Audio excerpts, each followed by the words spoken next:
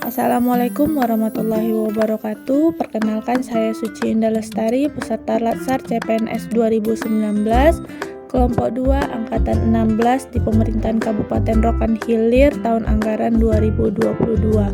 Baiklah, saya akan melakukan learning journal yang pertama di agenda ketiga. Pada pembelajaran hari ini dilakukan sepenuhnya dengan metode sinkronus, tetap secara virtual kelompok dengan mentor kami yaitu Bapak Dr. Muhammad Zainuri SST MP selama kurang lebih 2 jam selama pembelajaran hari ini.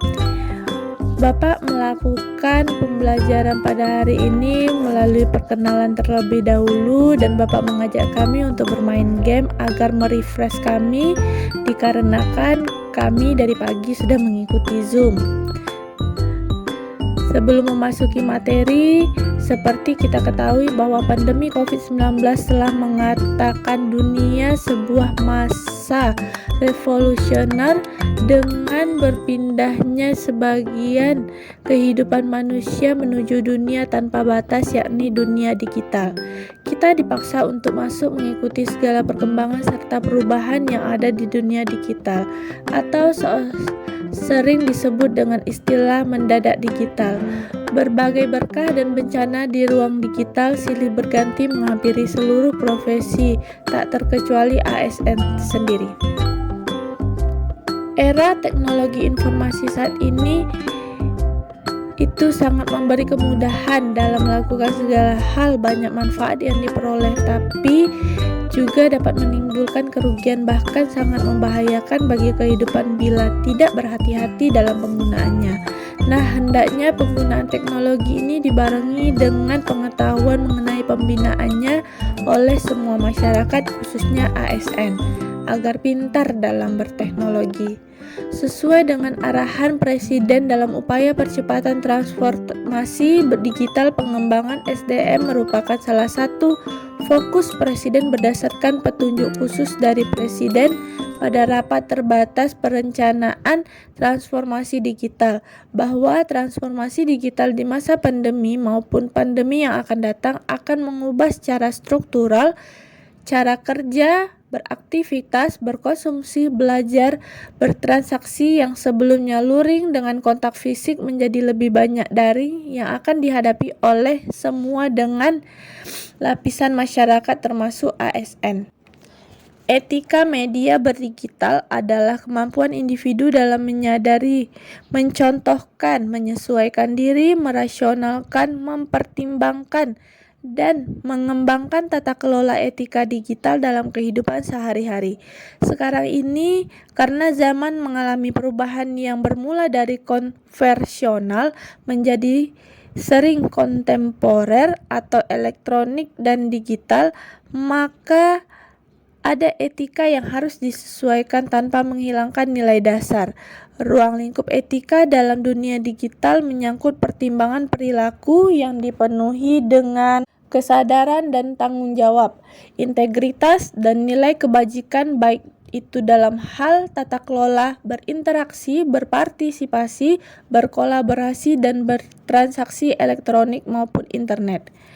Internet hadir bagai pisau bermata dua, yaitu dapat memberikan manfaat positif sekaligus memberikan dampak negatif, sehingga diperlukan pengetahuan serta kedewasaan dalam penggunaannya.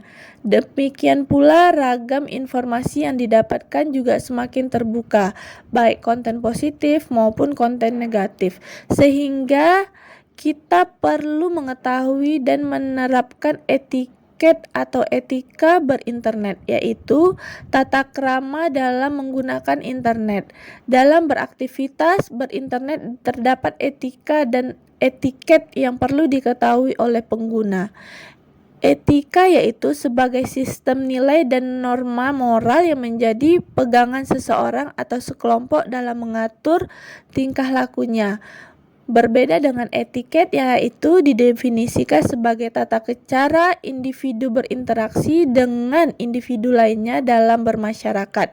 Jadi, etiket berlaku jika individu berinteraksi atau berkomunikasi dengan orang lain, sedangkan etika berlaku meskipun individu sendirian.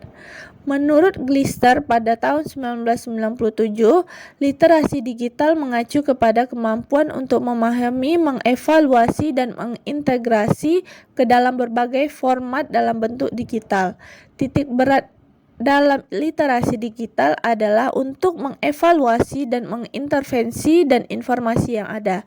Seiring tumbuhnya inovasi TIK di Indonesia, literasi digital pun menjadi sangat penting dalam kurikulum, sehingga menjadi penting untuk diketahui konsep literasi digital dengan kompetensinya.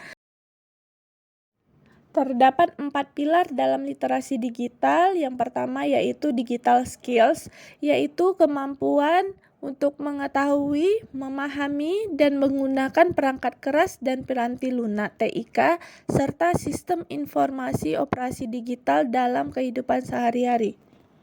Yang kedua, digital kultur, yaitu kemampuan membaca, menguraikan, membiasakan, memeriksa, dan membangun wawasan kebangsaan, nilai-nilai Pancasila, dan Bhinneka Tunggal Ika dalam keseharian dan digitalisasi kebudayaan melalui pemanfaatan TIK. Yang ketiga, digital etik, yaitu kemampuan menyadari, mencontohkan, menyesuaikan diri, merasionalkan, mempertimbangkan, mengembangkan tata kelola era digital, etika digital dalam kehidupan sehari-hari. Dan yang terakhir yaitu digital safety, yaitu kemampuan mengendalikan, mempolakan, menerapkan makna analisis, menimbang dan meningkatkan kesadaran perlindungan data pribadi dan keamanan digital dalam kehidupan sehari-hari. Sekian penjelasan saya mengenai pembelajaran ASN. Semoga dapat menambah pengetahuan kita dalam penggunaan elektronik di era digital sekarang ini, agar lebih mudah berhati-hati dan tidak merugikan serta membahayakan diri sendiri dan orang lain. Terima kasih, sampai jumpa di lain waktu. Wassalamualaikum warahmatullahi wabarakatuh.